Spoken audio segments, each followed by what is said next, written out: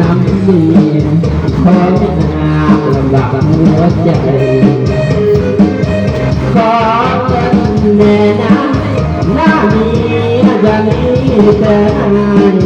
ถ้าเดินเงินเดือนเมื่อใด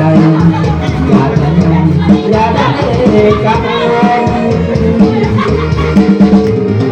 ขอเงินเมียไปเสียค่าห้องต่อไปนี้ไอ้ขอรับรองจะบ่ทำอีกแล้วไอ้รอคนนี้